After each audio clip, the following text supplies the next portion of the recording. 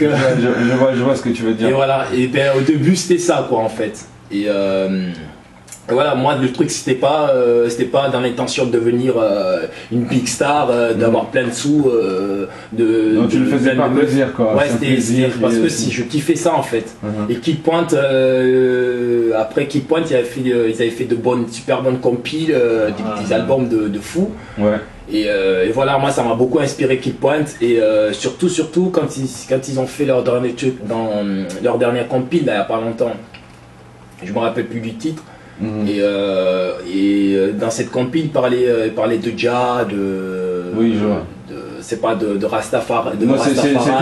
C'est avec Raskandel. Ouais, Raskandel. Oui. Voilà. Donc voilà, je me suis dit ouais, en plus ils avaient une très bonne idée, c'est positif dans ce qu'ils faisaient.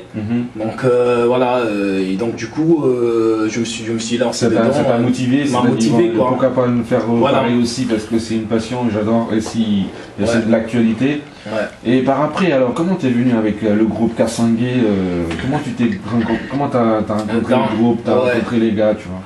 Ben Kassangué, je me rappelle parce qu'avant de me retrouver dans Kassangué, on avait déjà un autre groupe. On avait fait un autre groupe, ça s'appelait Revolution Pop 5. Et c'était un jour comme ça. C'est en train de la grande école, tu vois. Ouais. Et comment ça s'appelle? Et voilà, en ce temps il y avait Revolution Pop 5. Je me rappelle bien, c'était un jour, il y avait mon pote, c'est un ami d'enfance, avec lequel on jouait au foot. On était dans la même équipe de foot, et le mec après s'est mis à faire du rap quoi. Mais moi ça trouvait déjà que j'avais fait 2-3 ans dans le rap. Et c'était en 2001. Okay. Et voilà, il m'a dit ouais mec, j'ai vu, il était là comme ça, on a commencé à parler de rap et tout. Et après j'ai fait un petit freestyle et le mec il a kiffé. Ouais, il a dit oh mec, pourquoi pas, mais putain on va faire un groupe là maintenant, et qu'est-ce que t'attends, viens, on va faire un truc. Et j'ai dit ouais, y a pas de problème hein. Et le même jour, le soir, quand on est parti, après on a fait, c'est ce jour-là il m'a présenté Safra Modou, et un peu notre superviseur, en même temps notre leader, parce que c'est le mec qui avait plus, il était plus mature que vous, il était plus mature que nous. Et c'était quelqu'un qui était vraiment bercé dans la culture hip-hop, et il était vraiment dedans. Ouais, je vois, et il avait dit, il était vachement inspiré, et voilà. Donc c'est comme ça c'est parti, le mec on a fait un groupe finalement, et ça s'appelait Revolution Pop 5. Et je me rappelle, c'est déjà quand je rentrais, parce que moi je suis rentré au dernier moment, il y avait déjà les trucs qui étaient déjà en place, et c'est pas 2 jours plus tard ils ont fait leur premier truc. Et après on s'est remis ensemble et on a commencé à faire des trucs. Cette année il y a eu plein de gens qui sont sortis du groupe parce que ça collait pas quoi en fait. Ton rap c'était quoi? C'était un rap tu rappais en langue nationale Soussou, tu rappais dans d'autres langues, ou bien tu faisais simplement du français? Non, en fait on faisait de tout. Mais moi ma spécialité c'était le rap français en fait. C'était le rap français, ouais. Parce que ma tante quand t'es parti en Afrique en vacances, elle m'a ramené tout le temps des trucs de IAM, je me rappelle même le micro d'argent. Elle m'a même amené des compiles comme ça chante Durnan, et c'est pas SOL invite plus d'AKH. Et ça c'est des trucs qui nous ont vraiment inspirés. Et surtout aussi leur album là. Comment ça s'appelle? Le micro d'argent.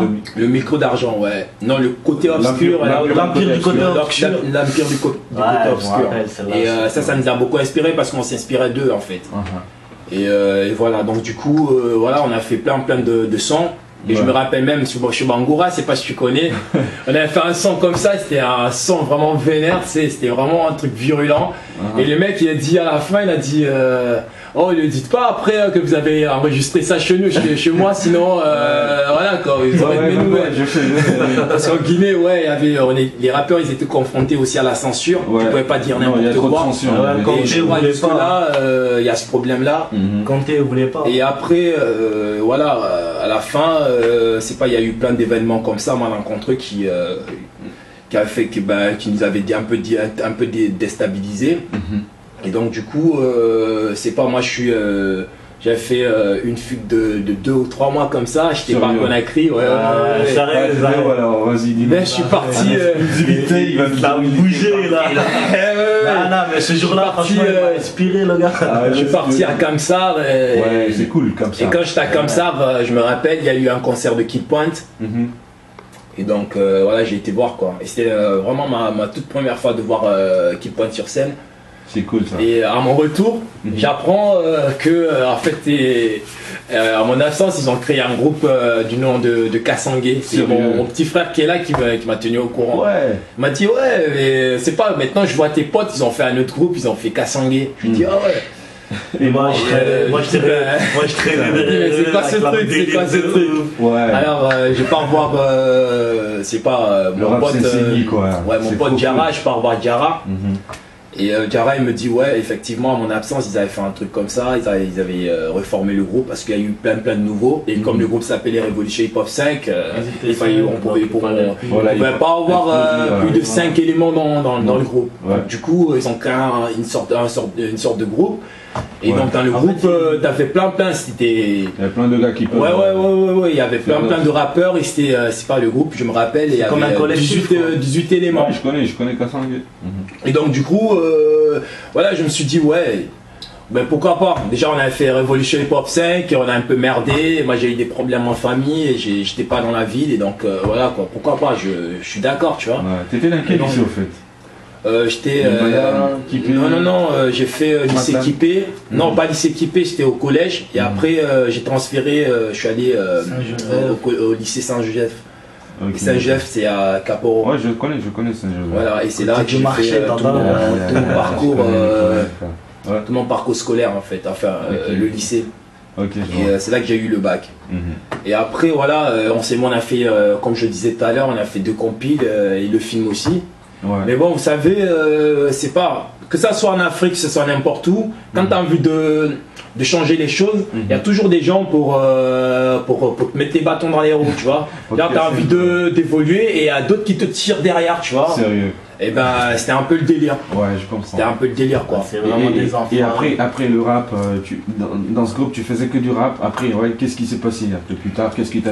Mais plus tard, avec... découragé. C'est pas avec le temps. En 2004 déjà, quand on faisait la compile, et à sa fois, qui est venu me voir une fois, il m'a dit, ben tiens, c'est pas toi, t'as une belle voix. Et même parce que des fois, je faisais des refrains soul, des trucs chantés, tu vois, dans le groupe. Et il m'a dit, ouais, t'as une super belle voix. Et j'ai vu sur Trace TV un artiste jamaïcain. Fais-nous un petit truc freestyle là. Allez, un petit freestyle pour tous les auditeurs de la radio.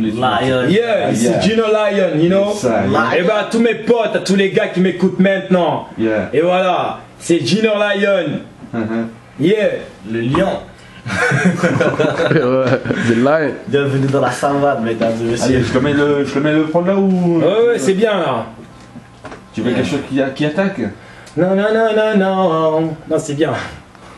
Wow. Je continue à y croire.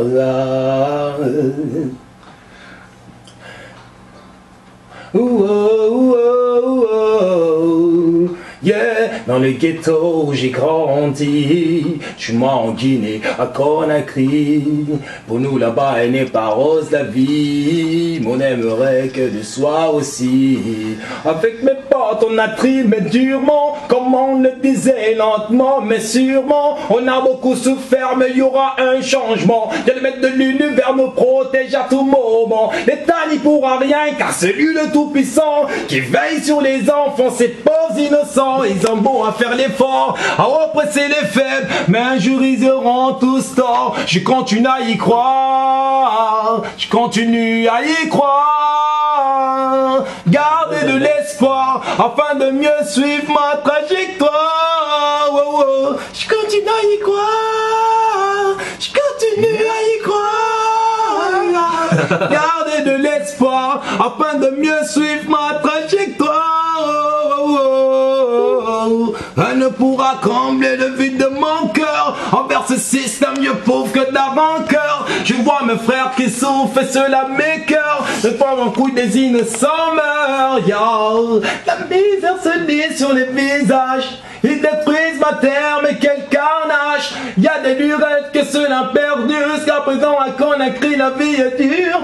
Toute ma On serre la ceinture, plus fort que l'oppression, plus fort que la torture. Et contre le présent, mais non le futur, ils brûleront tous à la fournaise, soyons-en sûrs. Et continue à y croire, je continue à y croire. Yes, I, Junior Lion, yeah. C'est Junior Lion. Et ça quoi, ça va être la Guinée mon pote. Ah ouais, là, 224 Zan. Et voilà. Donc voilà. Yeah. Toi là, pour tous les négros, t'as vu ce qu'il a fait avec de Paris, il a de chauffé Nice, l'air de tout le monde. Ouais. Donc voilà. Il a chauffé l'air, il a chauffé le flow. C'est voilà quoi, je suis derrière et j'arrive. Ouais, Tous les gars s'apprêtent. Parce que là ça va vraiment péter, c'est Mofaya, Boumia.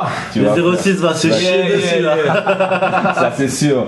Allez, petit frère, tu vas nous faire un petit freestyle et après tu vas aussi parler des connexions, de ton stage avec... le petit frère passera plus tard parce que... plus tard, moi je l'ai dit, tu vois, je t'ai provoqué. J'ai pas dit tout à l'heure, je t'ai provoqué. Voilà, je t'ai provoqué tout à l'heure. Voilà, donc voilà. On sait. Et après, qu'est-ce qui s'est passé? Qu'est-ce qui t'a vraiment découragé ce Kassangue pour voir qu'il... Non, c'est pas que ça m'a découragé, c'est parce que... comment te dire, voilà, ça allait pas quoi. Et moi les problèmes financiers, parce que c'est pas au niveau du level, c'est pas on a fait du super bon truc et qui était apprécié par tout le monde et même dans toute la ville. C'est pas c'était quelque chose c'est pas on était vraiment connu quoi, parce que c'était vraiment un style inédit. Il y avait personne qui a fait un groupe comme ça auparavant. En même temps tu voyais aucun groupe. Déjà on n'était pas sorti, on n'avait même pas fait de compil quand on a commencé à faire nos trucs, à faire des concerts. Il y avait un groupe qui était connu en ce temps, qui avait déjà fait un album, s'appelait Mifagea. Je connaissais bien avec des éléments de Mifagea parce que moi-même j'ai fait partir de Section X, leur mouvement. Et donc voilà, c'est pas, on a un peu rempart quand on a renversé le groupe, mais ça a montré aux gens que voilà, c'est pas que les meilleurs, c'est pas les meilleurs de ce genre de musique, voilà, de toute la génération hip-hop en fait, de ce moment-là. Et donc voilà, et après quand on a commencé à faire les trucs, et j'étais vraiment apprécié et les gens ils kiffaient vraiment, tu vois. Mais après voilà, moi entre temps j'avais commencé à faire du reggae, parce que comme je disais tout à l'heure, Safor elle m'avait fait écouter Sizzla pour la première fois, et depuis lors je n'ai pas arrêté. Sizzla il m'a vraiment inspiré, et c'est pas tout le monde le sait, même à Nice, les gens ils le savent en fait. C'est même sur mon Facebook, t'as une photo de Sizzla. Ouais, je vois. Et c'est pas parce que Sizzla c'est mon opium, c'est mon idole, mais c'est parce que Sizzla, déjà à 34 ans, il a fait plus d'albums que n'importe quel reggaeman du monde. Ah oui. Et voilà, il a à son actif, il a 63 albums. Après, on n'est pas là pour parler de Sizzla, mais Sizzla il m'a vraiment inspiré. Et Capleton aussi, et tous les bobos de la Jamaïque. Et voilà. Donc donc du coup je me suis dit le reggae, déjà avec Bob Marley, tout le monde sait, Bob Marley c'est un légendaire, et s'il a cartonné et qu'il est resté dans les annales, c'est parce que le reggae c'est